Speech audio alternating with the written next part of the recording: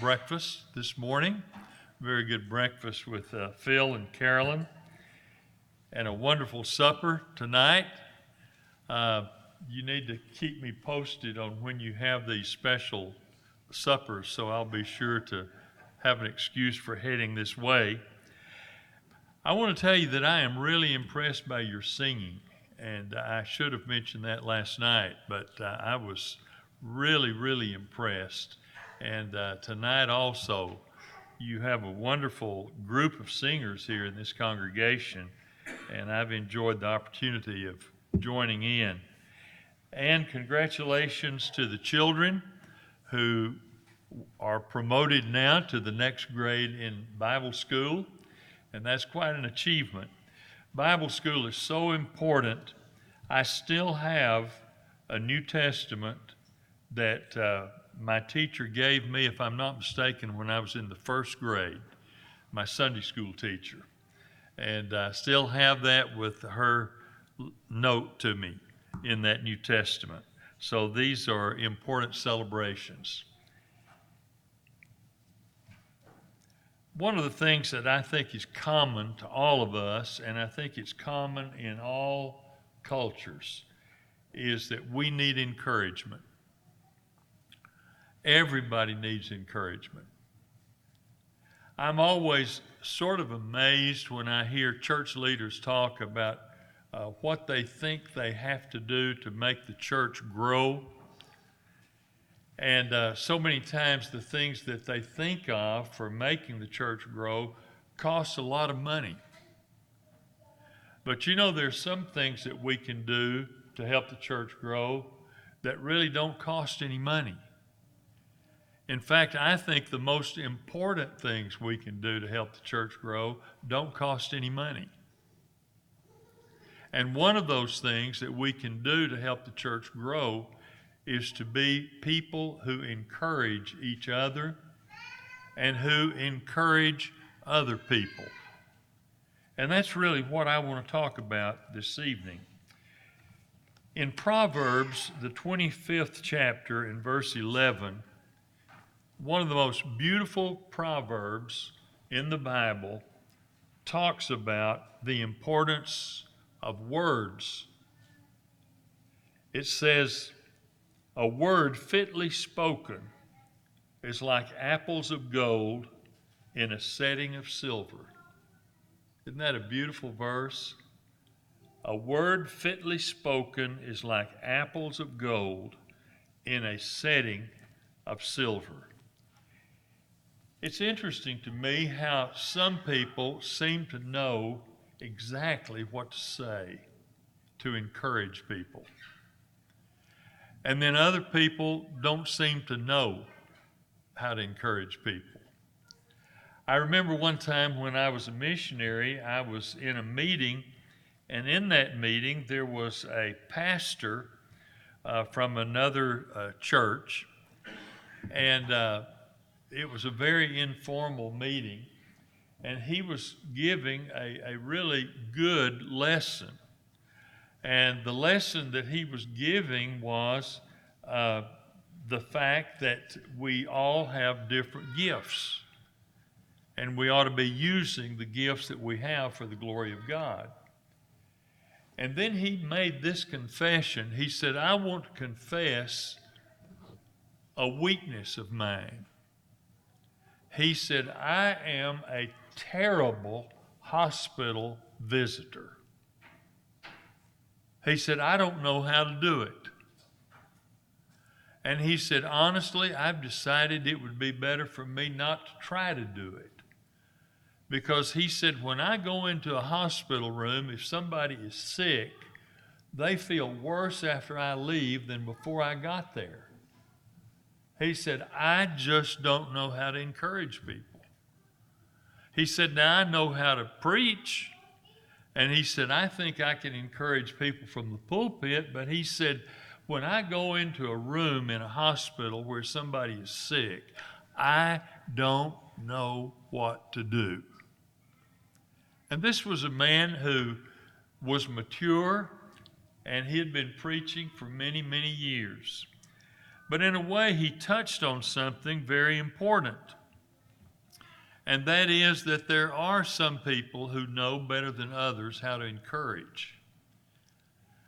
One of the most outstanding men I ever heard speak was the soccer player named Pelé.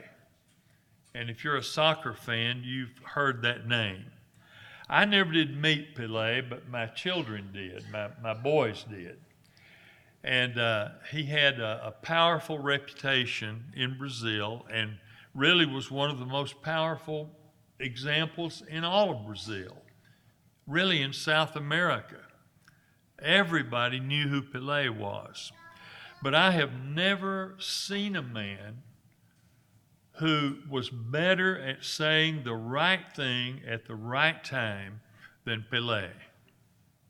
Whether he had just won a game, whether he had just lost a game, or whether he was talking to young people or to adults, he always seemed to have the right words.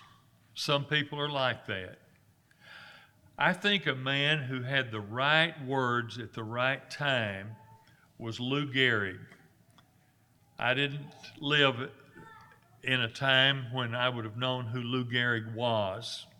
But my father admired Lou Gehrig, and since I've become an adult, many times I have seen pictures of Lou Gehrig, or read the statement from Lou Gehrig where he says, "I consider myself today to be the luckiest man in the world." And he was one of the greatest baseball players that ever played the game. And he was in the process of dying. And today we have what we call Lou Gehrig's disease. But what beautiful words he expressed on that occasion. I think of Franklin Roosevelt, who was president when I was a boy. I remember the day that he died.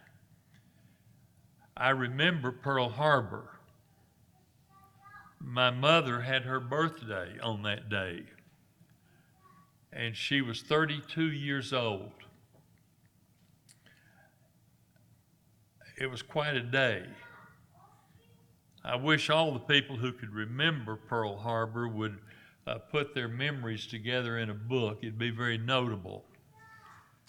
In some ways, it was a lot like the day that John Kennedy was assassinated. Everybody knew that day and what they were doing when they first learned about the beginning of World War II. But Franklin Roosevelt, at a key moment in history, said, "The only thing we have to fear is fear itself." What words! Just exactly the right words at the right time. And then John Kennedy had that gift. Ask not what your country can do for you, but what you can do for your country. Those people were gifted at having the right words. And these men that I've referred to touched the world with their influence. Barnabas seems to have been that kind of a person. Barnabas is one of the most important men mentioned in the Bible. Quite a man. His original name was Joseph. In Spanish, that would be Jose. And so many people in Latin America are named Jose. In Portuguese, that name is José. Joseph in English. And we've shortened it to Joe. Well, the early disciples changed the name of Joseph to Barnabas, because Barnabas meant son of encouragement. Now, that's really something when you have a quality that is so admirable that people start calling you by that quality. And that's what they did with Barnabas. He was a Jew. He was from Cyprus, an island about 225 or 50 miles from Jerusalem. He lived in Jerusalem. He had to be likable because he encouraged people. Barnabas was indeed the son of encouragement.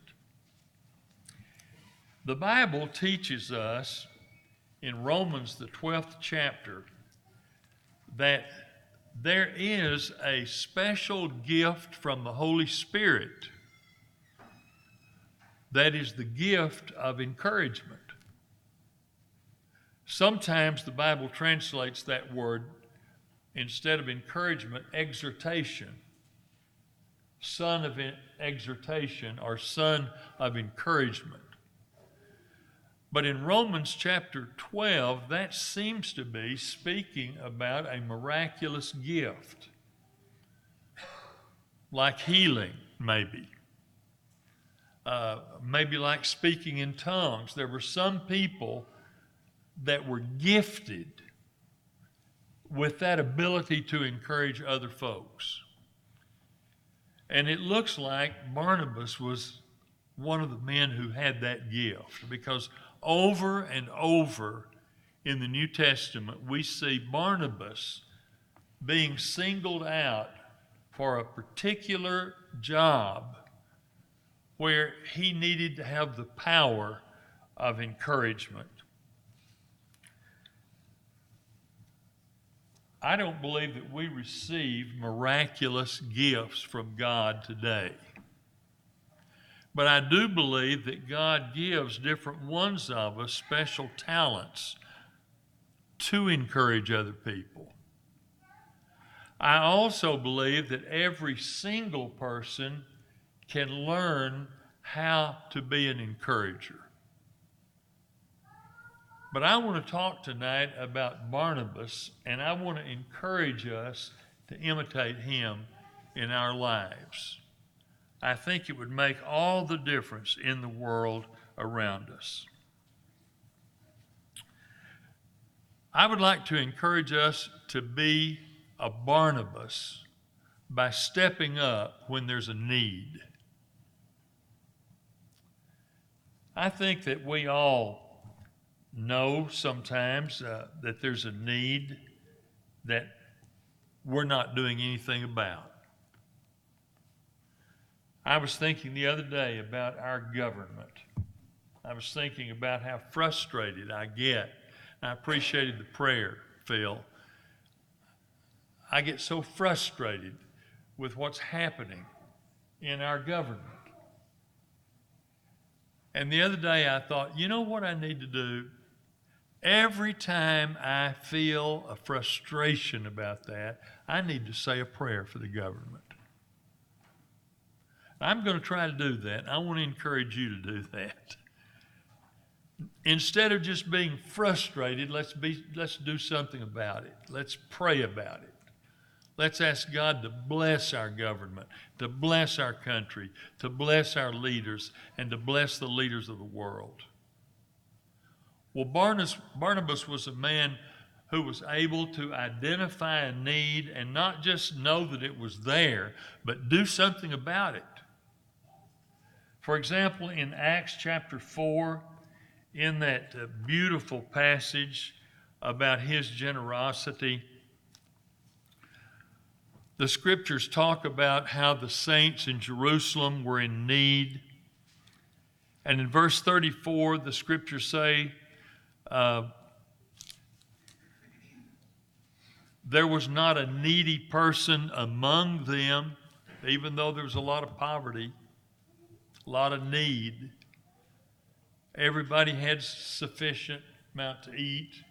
Evidently, everybody had a shelter. Everybody had clothes. Evidently, they were poor, and there wasn't much, but there was something, and they shared it. But in this passage, it talks about Barnabas. It says there was not a needy person among them, for as many as were owners of lands or houses sold them and brought the proceeds of what was sold and laid it at the apostles' feet, and it was distributed to each as any had need. Thus Joseph, who was also called by the apostles Barnabas, which means son of encouragement, a Levite, a native of Cyprus, sold a field that belonged to him and brought the money and laid it at the apostles' feet. He saw a need and he decided to do something about it. He sold a piece of land and he brought the money and laid it at the apostles' feet. We need to imitate Barnabas and step up when there's a need. Not only when we're dealing with needs of the congregation, but even needs in the community. When we see a problem that we can help with, we need to step up and help. It's amazing how encouraging that can be. I remember when I first started preaching, I was preaching in a little church in Texas, out in the middle almost of nowhere. The building was a box, basically a box. It was 50 feet wide and 50 feet long. There was no indoor plumbing. There was no fountain for water. There was no classroom for Bible classes. I'm telling you, it was a box. And a little movement began to try to get some classrooms for that building. We didn't begin to use the 50 by 50 building, all that space. We didn't begin to fill that up. There was plenty of room for classrooms and still have a good auditorium. But the leadership did not want to do that. They didn't want to do that. They thought there might be somebody die in the community that would need all the space for the funeral. And so nothing for the children. Finally, the leaders decided that they would build 3 classrooms. And I remember so well that I asked the elders if they would allow me to have the money to go to the Bible school supply store and buy literature for the children. And they wouldn't do it. And I remember that there was a dairyman, just as quiet as he could be. He was afraid to lead a prayer at the Lord's table. He was so timid. But he came up to me after that business meeting and he said, "Howard, you go buy that material and you give me the ticket and I'll pay for it." You will never know what that meant to me, how that encouraged me. I was only 22 years old. I wasn't used to being kicked around. I wasn't used to that kind of economic mindset. We don't have the money to buy the Bible school materials for the children. That wasn't so. That wasn't so. But that man, and that helped me a lot because I had always thought you've got to lead a public prayer. You've got to be willing to wait on the Lord's table. You've got to be able to. I used to feel that way. I don't feel that way anymore. I think men should if they can. But I learned that day that there's a way to encourage, there is a way to exhort, there is a way to help without being up front. And just by whispering in somebody's ear, you tell me what you need and I'll take care of it. Let's be a Barnabas. Number 2, let's be a Barnabas by speaking words that build people up. That build them up. In Ephesians chapter 5, I believe it's chapter 4, there's a passage that says in verse 29, "Let no corrupting talk come out of your mouths, but only such as is good for building up, as fits the occasion, that it may give grace to those who hear." Now that verse is easy to understand. Here's what it says. Don't say anything that doesn't encourage. If you can't think of something encouraging to say, don't say anything. That's what that verse means. And that means we need to think before we talk. We need to think about what will build people up. And I tell you what, if we'll just stop and think a little bit, we can figure that out, can't we? Let me talk a minute to the husbands. Let's don't say anything to our wives unless it's encouraging.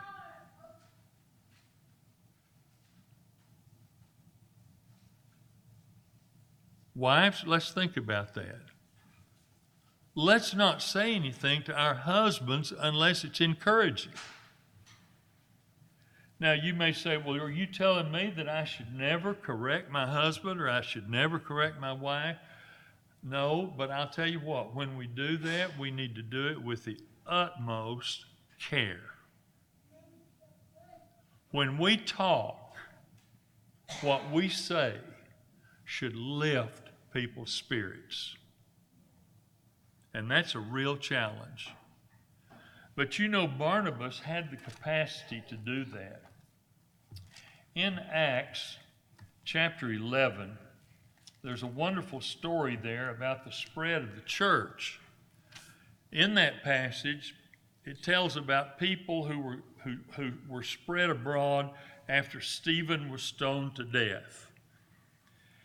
And some of the people who were spread abroad only preached to the Jews, but there were some men who, as they were spread abroad, preached to Gentiles.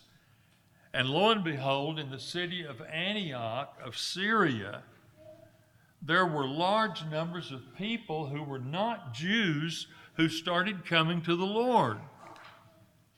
And the church down in Jerusalem heard about it, and they sent Barnabas to encourage the church. And here's what the scriptures say. The report of this came to the ears of the church in Jerusalem, and they sent Barnabas to Antioch. When he came and saw the grace of God, he was glad, and he exhorted them all to remain faithful to the Lord with steadfast purpose, for he was a good man, full of the Spirit and of faith, and a great many people were added to the church. Jerusalem knew where to go when they needed somebody to send to a church that was growing and encourage that church. They didn't send Peter. They didn't send John. They sent Barnabas, the son of encouragement. And he knew what to say. Let's be a Barnabas. And let's say words that build people up. Let's be a Barnabas also by helping people use the talents that they have for the glory of God. I want you to notice in Acts chapter 11 again, in that very same passage where we were reading, something else that Barnabas did. Remember, he went to Antioch, he encouraged the people, the church grew, but then notice in verse 25, so Barnabas went to Tarsus to look for Saul. And when he had found him, he brought him to Antioch. For a whole year they met with the church and taught a great many people, and in Antioch the disciples were first called Christians. The Apostle Paul was up in Tarsus, his hometown, long way from Jerusalem, long way from Antioch of Syria. But Barnabas remembered him. He knew what he had the capacity to do. And he knew about the Damascus experience and about Ananias and about the conversion of Saul. And when he saw all of these Gentiles coming into the church in Antioch, he remembered Saul and he went looking for him. And he brought Saul, who later became Paul, the apostle, to Antioch, where they worked together for the cause of Christ. He recognized what Paul could do that he couldn't do nearly as well. And he helped Saul find his place in the kingdom. I really believe that it takes a special talent to identify talent. I was talking this week to a cousin of mine when I went to that funeral over in Oklahoma City. And my cousin has gone through a lot of health problems, but one thing he's been able to do all through the years, in spite of bad health, he's been able to direct a camp in Texas. And he loves that camp. Years ago, he determined that he was going to use that camp to encourage 100 students to become church leaders, either preachers or elders or deacons or teachers. And he told me, he said, so far, I've been able to encourage 80. And I thought to myself, why haven't I ever had an idea like that? Isn't that a great idea? You're going to direct a camp. Are you just going to direct a camp? Or are you just going to make sure the kids don't put each other's eyes out? Or are you going to do something with that camp? And he decided, I'm going to do my best before I give up camping to lead 100 young people to become leaders in the Lord's church. And now he's approaching the number 100, but that is still his goal. We need to be talent scouts. Those little children that came up here and ran through that tape,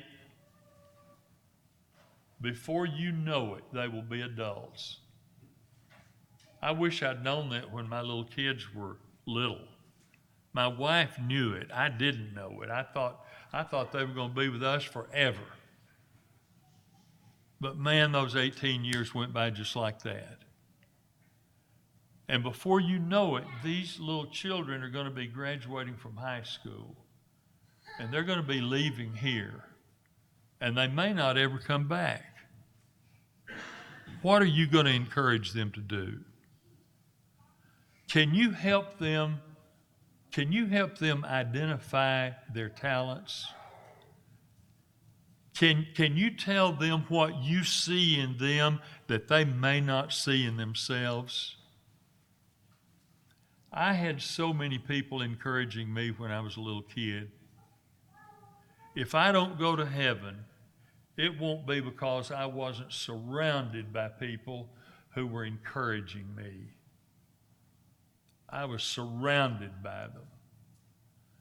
And you know, some of the people who encouraged me the most were older women, a lot of times widows, that they'd hear me give my little sermon in the youth class, and after it was over, they'd come up and pat me on the shoulder and tell me what a wonderful job I had done.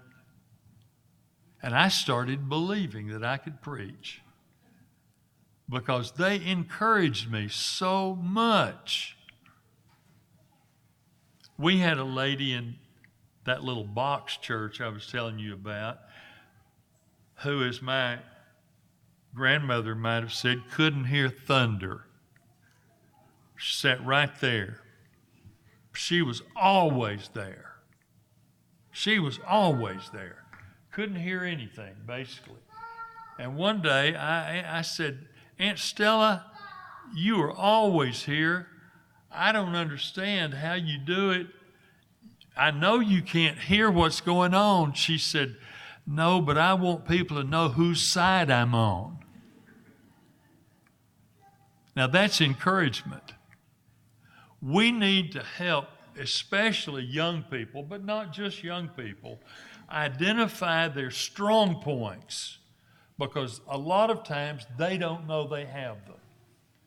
And there are older men who don't know they have strong points that they need to develop and work on.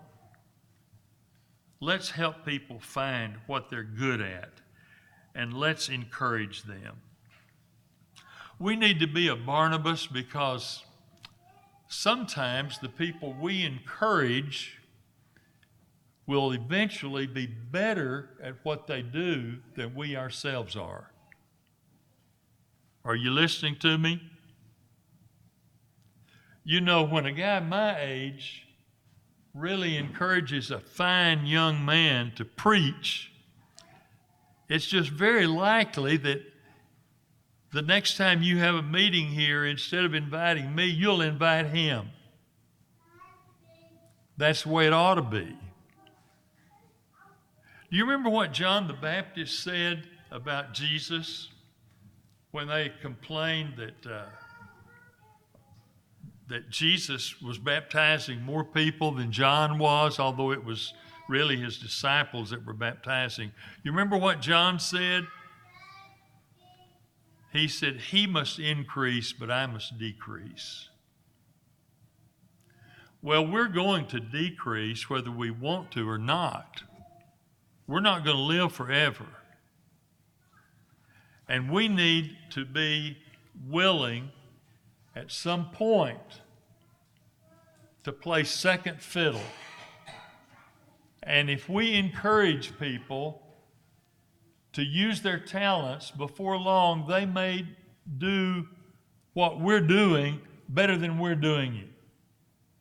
And that happened to Barnabas. He went after Paul.